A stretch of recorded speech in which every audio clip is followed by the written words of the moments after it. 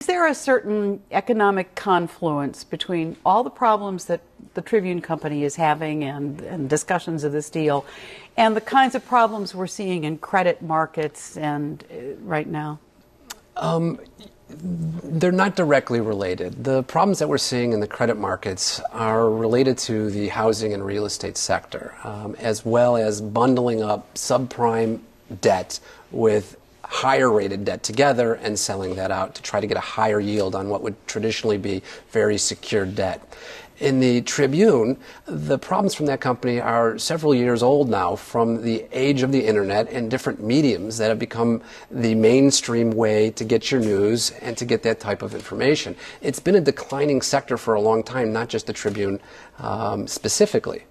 So there is no necessary economic relationship? Well, there is just a little bit in psychology. As Rob said, it's primarily spilling out of the subprime mortgage market, but it's causing jitters throughout the credit, the world of finance, the world of credit.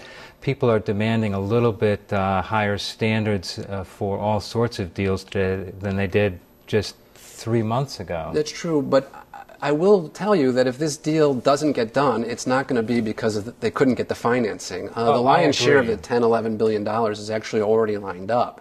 So if you were to compare the problems that are happening in the subprime mortgage industry and the problems that are occurring with the Tribune and this deal not getting done, it would not be because of financing. But does that psychology that you speak of intrude upon the thinking of Wall Street that right now says, I don't know if this stock was worth $34? I mean, is that the kind of psychological overlay we're talking about? I happen to think, and I won't bore you or your viewers with my economic theory here, but I think assets have been repriced.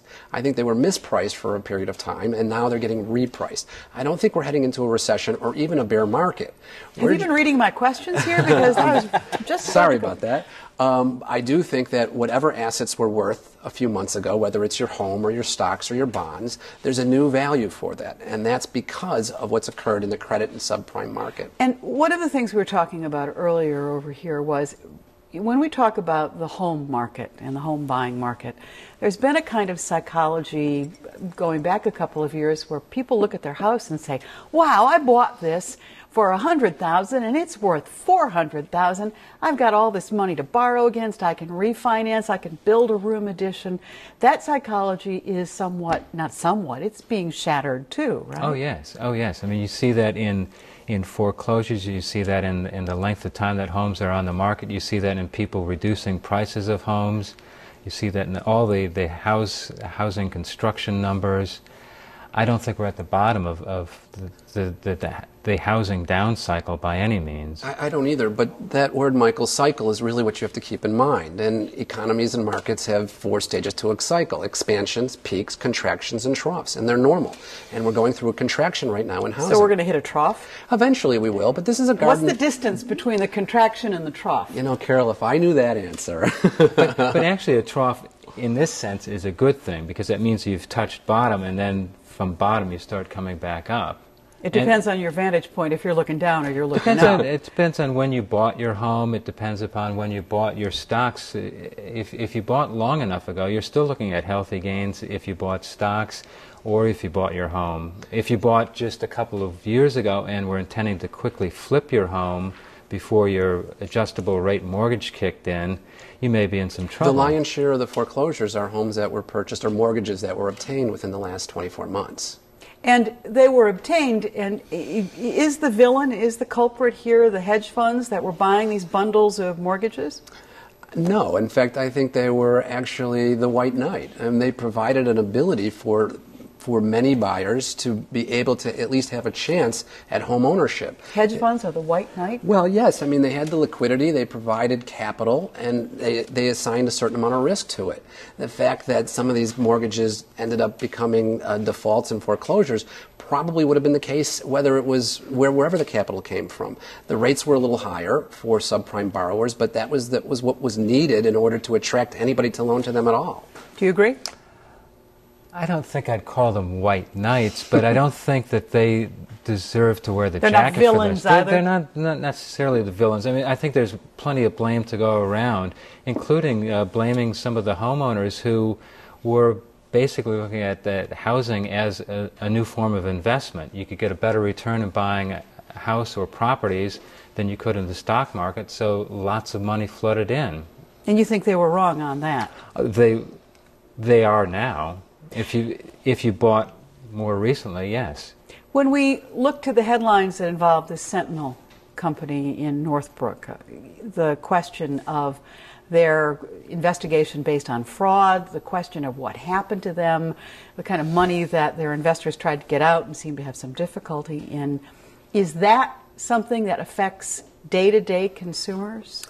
I think not. I'm familiar with Sentinel and what they do. And by the way, they were bailed out by a hedge fund, a Chicago-based hedge fund. We should mention you represent a few of those hedge funds. But what they basically do is they're a cash management business for people who invest in FCMs, futures commission merchants, brokerage firms. And when you keep your money at a futures brokerage firm, not all of it is used for your trade, and you have leftover money. And in order to get extra interest on it, Sentinel would make a deal where you can wire the money to them, and they would sort of tell the brokerage firm, whenever you need the money, we have it. And the customer would get paid a little extra interest for it. So this is a company that deals with the big boys and girls. Specific right? types of traders, commodity and futures traders that traditionally have had larger net worths or institutional clients. Does their problem have anything to do with ordinary investors, and will ordinary investors feel anything, any echo off of this? I don't think so. We did see a little echo a week ago when Sentinel first said it was in trouble because it blamed a liquidity crisis, and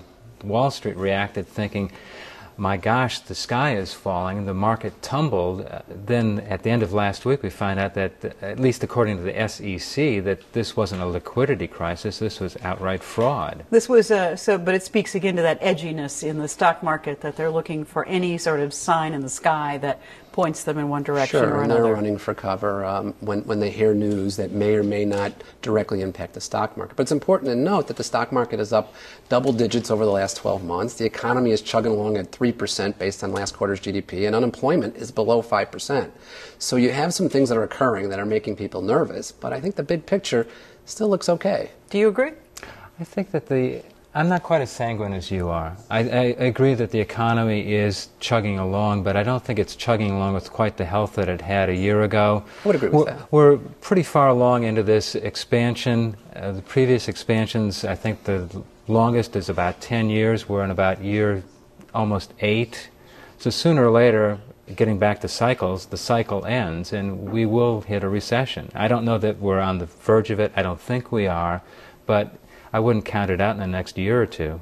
The Fed, is there something, and I hear all sorts of debates about this, that is the Fed too worried about bailing out or helping those white knights, the hedge funds, or helping the ordinary investor? Where are we on that? The Fed, by operating as it has, is helping out hedge funds, but it is helping out ordinary investors as well. Is it feeling big pressure to do something more radical? Well, I think it is. I think it's getting the Fed is getting a lot of pressure. They've already done something, but the Fed is operating in its normal scope of things that the Fed can do. They can increase and decrease Fed funds rates, the reserve requirements. They can do open market operations to add liquidity. And I think what we had last year was a little bit of a liquidity crunch, actually more than a little bit of a liquidity crunch. And the Fed stepped in to provide the liquidity to the banks, which was able to make the system operate efficiently.